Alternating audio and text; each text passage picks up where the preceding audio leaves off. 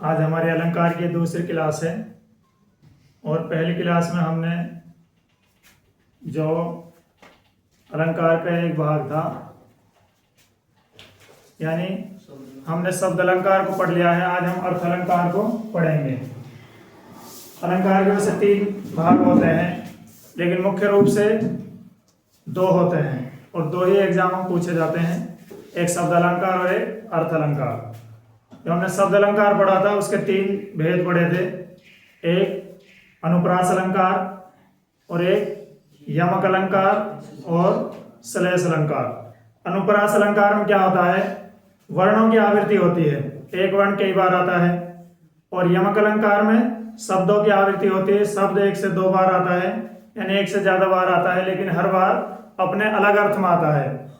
और जो श्लेष अलंकार होता है वहां पे एक शब्द के साथ कई अर्थ चिपके हुए होते हैं, एक शब्द होता है उसके कई अर्थ होते हैं। तो आज हम देखेंगे अलंकार, शब्द अलंकार यानी जो हमारा दूसरा अलंकार होता है।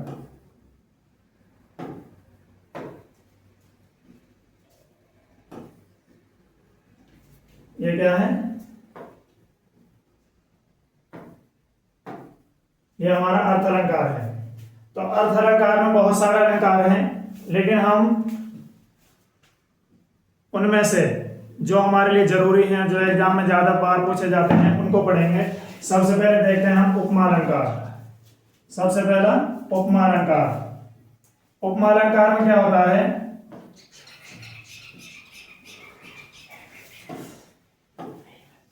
उपमा कहते हैं 2 चीजों के बीच तुलना करना, यानी एक चीज की दूसरी चीज से तुलना करना। यहां पे वह अलंकार जिसमें उपमेय की तुलना उपमान से की जाती है, उपमेय की तुलना उपमान से की जाती है। अब उपमेय और उपमान क्या होता है, उपमेय वो होता है जिसकी हम तुलना करते हैं, जिसकी तुलना करते हैं, और उपमान वो होता है जिससे तुलना की जाती है। जैसे हमें लिखा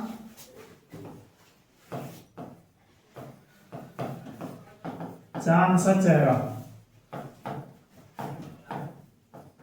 तो यहां पे ये जो चेहरा है ये क्या है, उपमेय, और ये चांद है, इससे चेहरे की तुलना की जा रही है, ये क्या है, उपमान।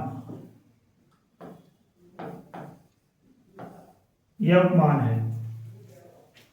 तो यहां पे उपमेय का अर्थ होता है तुलना करना। उपमा के 4 अंग होते हैं। उपमेय के जो हमारा उपमेय अलंकार है उसके कितने अंग होते हैं, 4। अब हम उनको देखेंगे।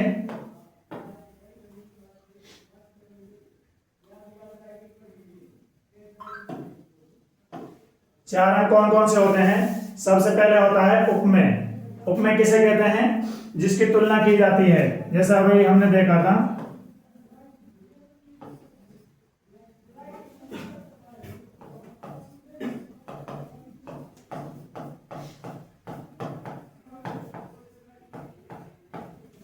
चांद सा रोशन चेहरा।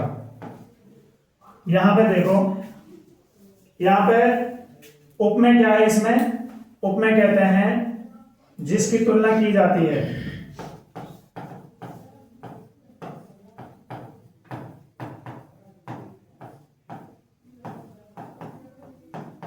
जिसकी तुलना की जाती है। और उपमान होता है जिससे तुलना की जाती है।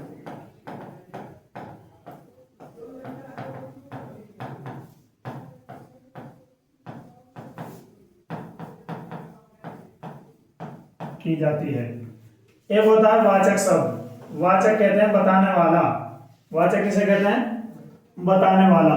तो वाचक शब्द हमारे उपमा अलंकार में सा, सी, से, सरस, ये सारे होंगे। सा, सी, से, सरस, यानी जो बताएंगे, जो हमें बोध कराएंगे। तो इसमें क्या है, इसमें ये सा हो जाएगा। ये बहुत सारे होते हैं, सा, सी, से आदि। और समान धर्म क्या होता है, जो चीज कही जाती है, तुलना किसकी की जा रही है, चेहरे की। किससे की जा रही है, चांद से। लेकिन क्या बताया जा रहा है कि रोशन। तो ये रोशन होता है जो खूबी बताई जाती है, तुलना में जो खूबी बताई जाती है, खामी बताई जाती है, वो क्या होता है, समान धर्म। तो यहां पे कौन सा होगा? रोशन। यहां पे क्या होगा? रोशन। उदाहरण देखते हैं हम।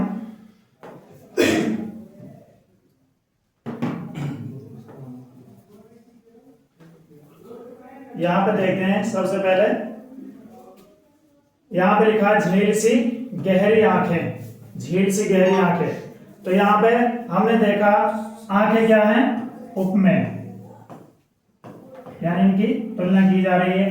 किससे की जा रही है? झील से। ये क्या है? उपमान। और सा से सी ये क्या होते हैं? ये वाचक शब्द होते हैं। और हमारा जो बात बताई जाती है, जो खूबी या खामी जो बताई जाती है, उसे हम क्या कहते हैं? समान धर्म। ये क्या होता है? समान धर्म। तो ये चार चीजें होती हैं, चार इसके अंग होते हैं। किसके? उपमा अलंकार के चार अंग होते हैं। लेकिन अब कुछ उदाहरण देख लेते हैं, फिर एक चीज बताएंगे इसके बारे में। दूसरा उदाहरण क्या है? पीपर, पात, सरिस्मन, डोला। सा से सी सरस ये सारे आते हैं इसकी पहचान में। तो ये क्या है? पीपर। पीपर किसको कहते हैं? पीपल का वृक्ष होता है जो। पात कहते हैं पत्ते को। सरिस्मन डोला, यानी जो मन है वो किसकी तरह डोल रहा है? जैसे पीपर का पत्ता होता है, वो किस तरह डोलता है? हवा में हिलता है इधर उधर। तो इसका मन है जो, वो पीपल के पत्ते की तरह डोल रहा है, यानी एक जगह स्थिर नहीं है। इसका यह मतलब है। दूसरा यह है मुख चंद्रमा के समान है। मुख किसके समान है? चंद्रमा के। तो मुख जो है उपमेय, इसकी तुलना की जा रही है किससे? उपमान से, चंद्रमा से। यहाँ पे देखो चांद सा रोशन चेहरा, यहाँ पे चेहरा क्या है? उपमेय। चांद क्या है? उपमान। सा क्या है? हमारा वाचक शब्द। और रोशन क्या है? समान धर्म। तो ये चार इसके अंग होते हैं।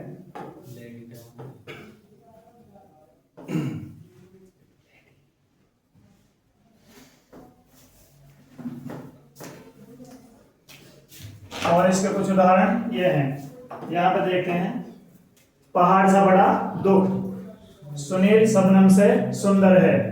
सुनील ये क्या है? सुनील की तुलना की जा रही किससे? शबनम से। यहाँ पे ये तो है उपमेय, और ये क्या है? उपमान। और ये क्या है? वाचक शब्द। और ये हमारा क्या है? समान धर्म। फूल सी कोमल बच्ची।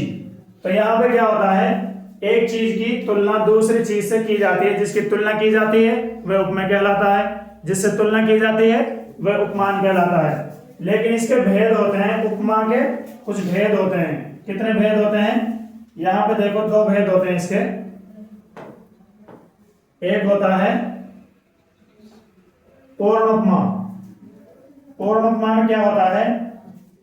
जहां उपमा के चारों अंग उपस्थित होते हैं। उपमा के जो हमने चारों अंग बताए हैं अभी, एक तो होता है उपमेय, एक उपमान, एक वाचक शब्द और एक साधारण धर्म, समान धर्म या साधारण धर्म। तो ये जो चार अंग होते हैं जहां पर ये उपस्थित होते हैं, वहां पे कौन सा होता है? पूर्ण उपमा, यानी अपने आप में वो पूर्ण होता है। लुप्त उपमा कहाँ होता है? जहां उपमा का कोई अंग लुप्त हो जाता है। जहां उपमा का कोई अंग लुप्त हो जाता है। जैसे हम एक उदाहरण देखते हैं यहां पे।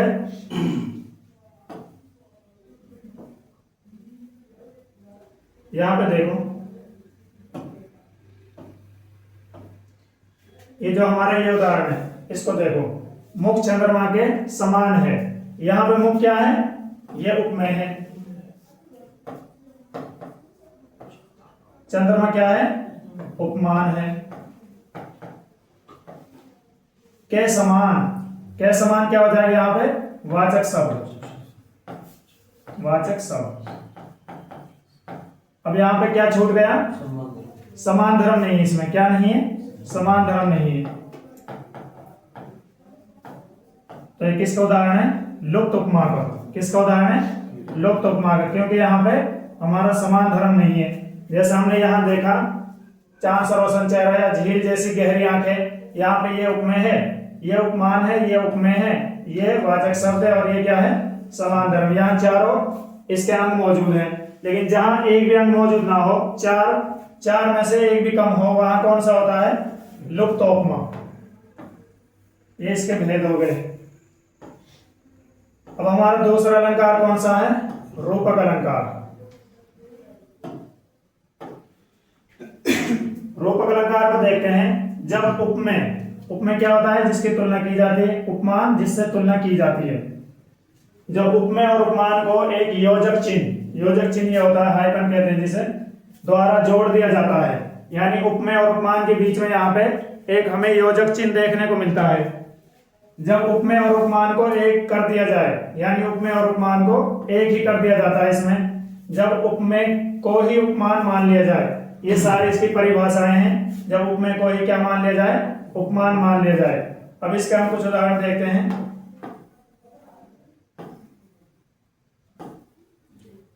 उदाहरण इसके ये हैं। सबसे पहले देखो, जलता है ये है जीवन पतंग। जीवन पतंग जैसा नहीं है, जीवन पतंग है। यानी यहाँ पे क्या है? योजक चिन्ह आ रहा है। तो यहाँ चरण कमल, यानी चरण जैसे कमल नहीं है, कमल ही चरण है। यानी चमल का चरण कमल है, कमल के समान चरण है। जैसे हम कहते हैं कि ये चरण है, ये पैर है, किसके समान है? कमल के समान है। तो यहाँ सा से सी नहीं आएगा, यहाँ सीधा क्या होगा? जो हमारे चरण है उन्हीं को कमल कह दिया गया है। यानी उपमेय को ही उपमान मान लिया जाता है इसमें, जिससे तुलना की जाती है। उपमेय उपमान ही मान लिया जाता है। यहाँ क्या है? मैया मैं तो चंद्र खिलौना ले हो। चंद्र खिलौना, चांद जैसा खिलौना नहीं, चंद को ही खिलौना मान रहा है, चंदे को ही खिलौना मान रहा है। यानी हम जिससे तुलना करते हैं, खिलौने की तुलना अगर चांद से करते तो वहां सा से सी आता। यहाँ पे क्या है? चांद को ही खिलौना मान लिया गया है। यहाँ पे पैरों को ही कमल मान लिया गया है। तो यहाँ पे उपमेय को ही क्या मान लिया जाता है?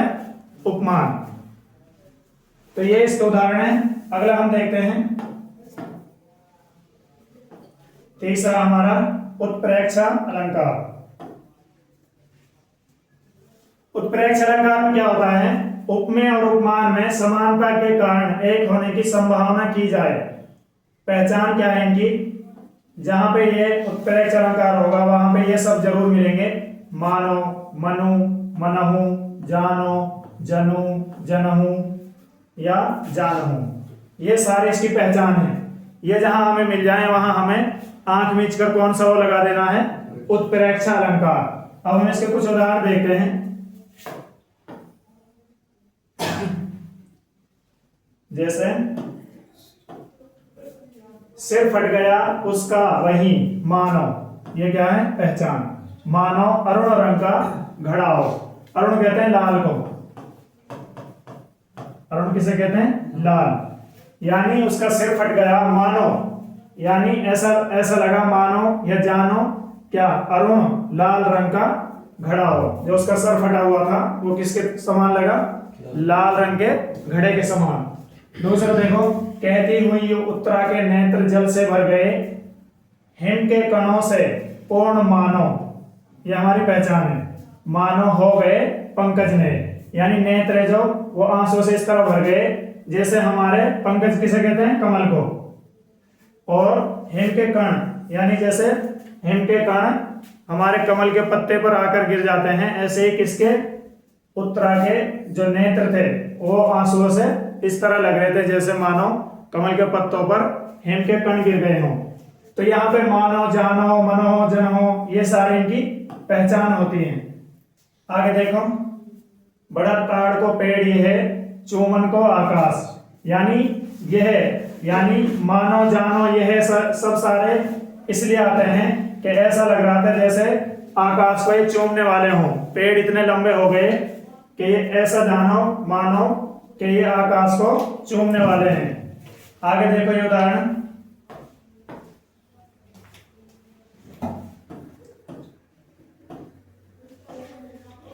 सोहत ओढ़े पीत पट। सोहत कहते हैं श्री कृष्ण को, ओढ़े पीत, पीत पीले को कहते हैं, पीला। पट किसे कहते हैं? वस्त्र, कपड़ा। श्याम सलोने, श्याम किसे कहते हैं? काले। सलोना किसे कहते हैं?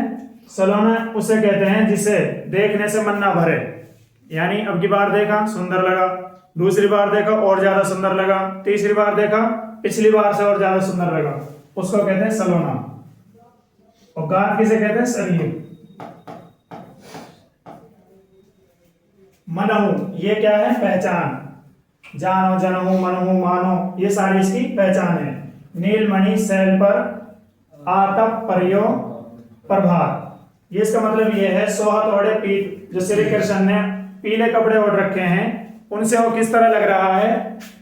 सलोने गात, यानी शरीर उसका जो काला शरीर है, वो सलोना जो शरीर है वो इस तरह लग रहा है जैसे नीलमणि। नीलमणि जो नीले पहाड़ है, नीले पहाड़ कौन से? हमारे जो हिमालय हैं, जो हमारे बर्फ के पहाड़ हैं, वो नीले दिखते हैं। शैल पर आवत परियो प्रभात, प्रभात जो सुबह का रोशनी होती है, जो पीली पीली रोशनी होती है सुबह की, वो जब पहाड़ पे पड़ती है तो वो चमकता है। इसी तरह इनका शरीर चमक रहा था, किसका? श्री कृष्ण का। किससे? जो पीले वस्त्र पहने हुए थे। तो ये सारी इनकी पहचान है। अगला हमारा जो अलंकार है वो है संदेह अलंकार। क्या है? संदेह। नाम से पता चल रहा, जब किसी व्यक्ति या वस्तु को देखकर संदेह, संदेह कहते हैं दुविधा, शंका बना रहे, यानी संदेह बना रहे, जहां पर फर्क करना मुश्किल हो जाए, जहां पर किसी चीज में फर्क करना मुश्किल हो जाए, संदेह या शक बना रहे, वहां पे क्या होता है? हमारा संदेह अलंकार होता है। अब इसके हम उदाहरण देखते हैं।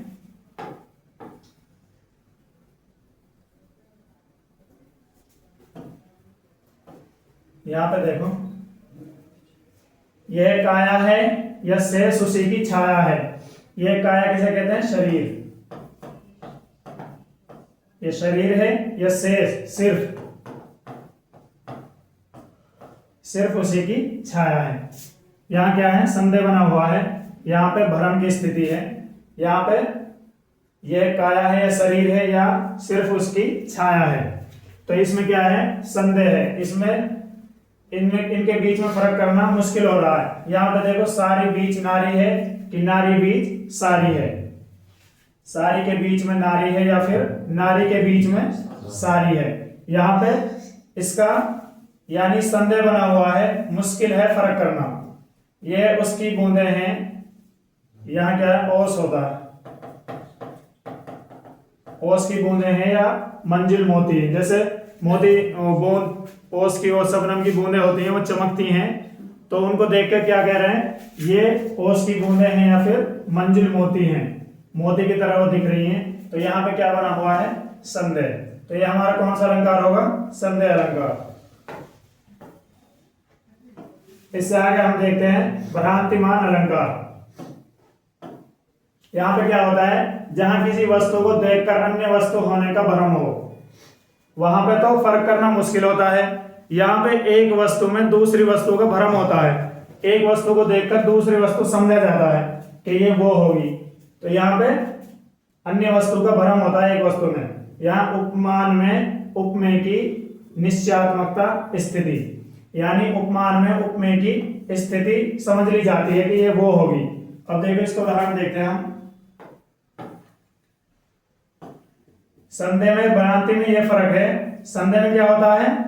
संदेह में तो हम मुश्किल करना यानी फर्क करना मुश्किल होता है। यहां पे हम एक चीज में दूसरी चीज समझ लेते हैं। अब यहां पर उदाहरण देखते हैं। चंद्र समझकर चकोर तुम्हारे पीछे पीछे दौड़ता है। चंदा समझकर चकोर तुम्हारे पीछे पीछे दौड़ता है। सूर्य को फल समझकर हनुमान पीछे पीछे चले।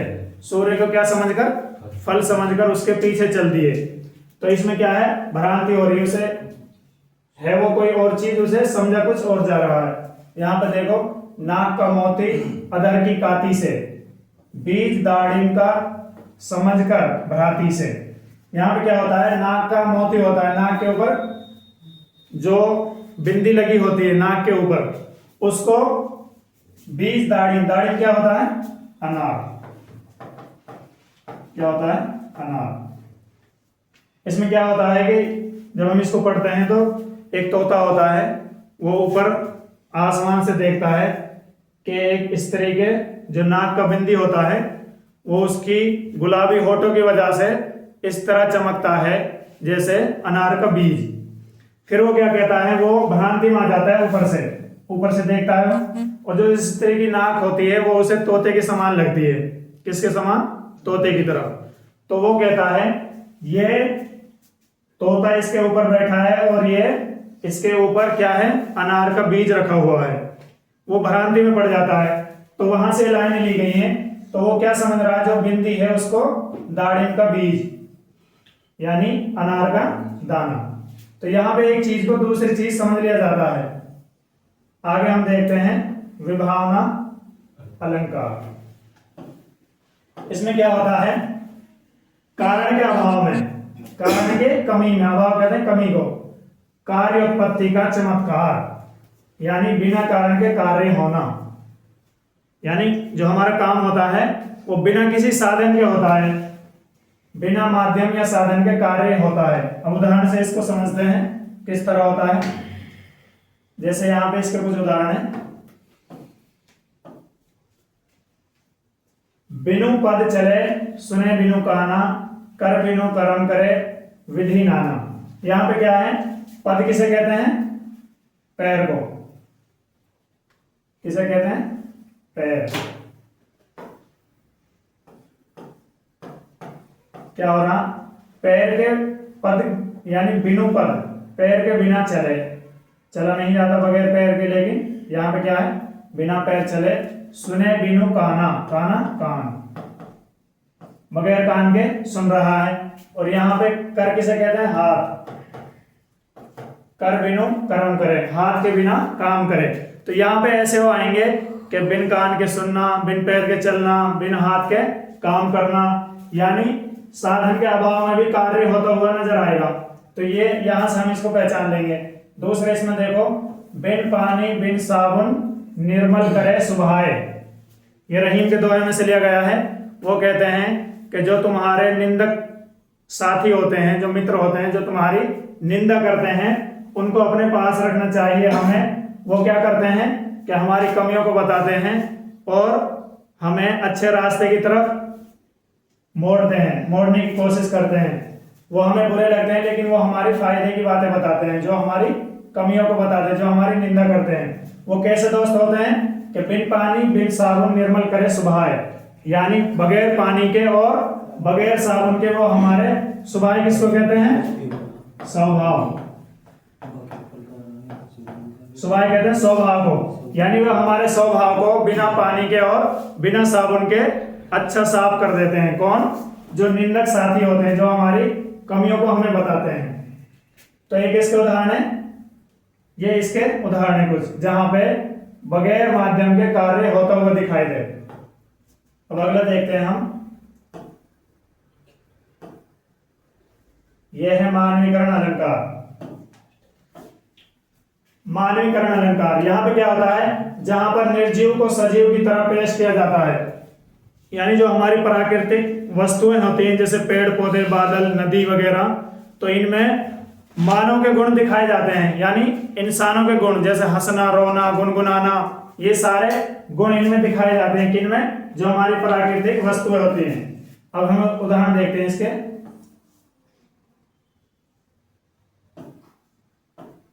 जैसे हंसती हुई हवा।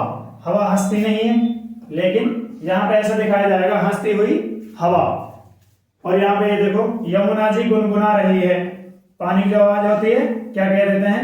यमुना जी गा रही है, गंगा जी गा रही है, यमुना जी गुनगुना रही है, पेड़ हंस रहे हैं, पेड़ रो रहे हैं। बहुत सारे उदाहरण है। ये जो प्राकृतिक जो हमारी वस्तुएं होती हैं उनमें हम मानव जैसे गुण बताते हैं। यहाँ पे सुंदर कली मुस्कुरा रही है। कलियां मुस्कुराती नहीं है, लेकिन मुस्कुरा तो इंसान सकता है, इंसान मुस्कुरा सकता है, लेकिन इंसानों के जो काम होते हैं वो हम प्राकृतिक वस्तुओं में दिखा रहे होते हैं यहाँ पे। तो यहाँ पे कौन सा अलंकार होता है हमारा? मानवीकरण, यानी मानव जैसे जहां गुण दिखाए जाए।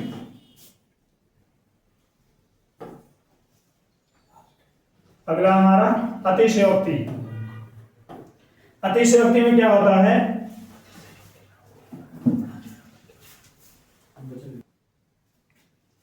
तो हमारा अगला जो है वो कौन सा है? अतिशयोक्ति अलंकार।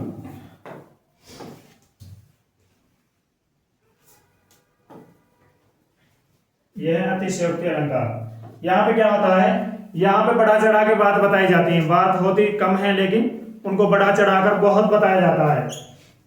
वहां पे कौन सा अलंकार होता है, अतिशयोक्ति।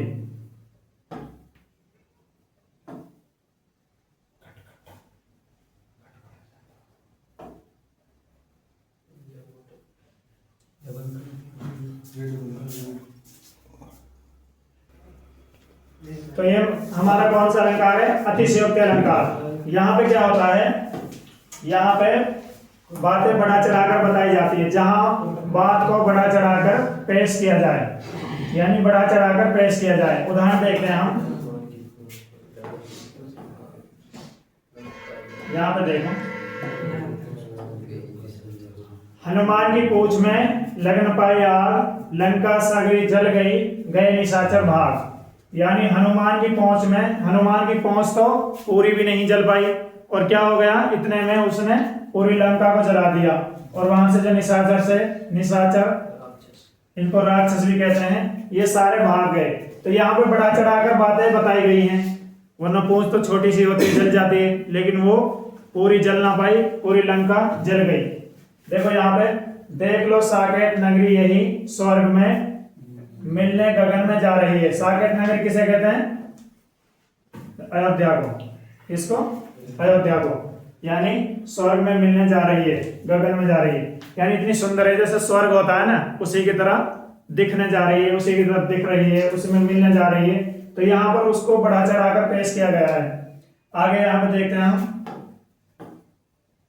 बहुत मशहूर वो है इसका उदाहरण।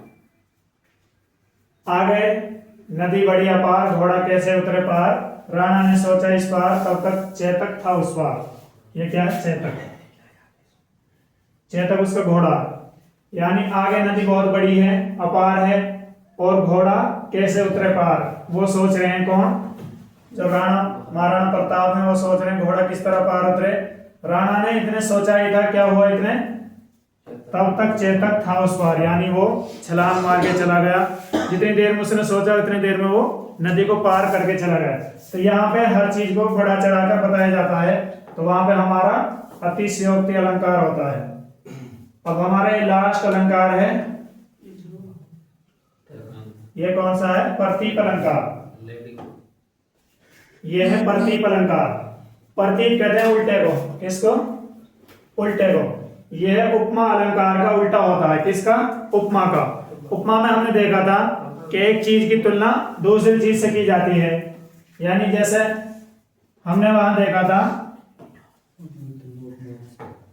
चंद्र जैसा मुंह,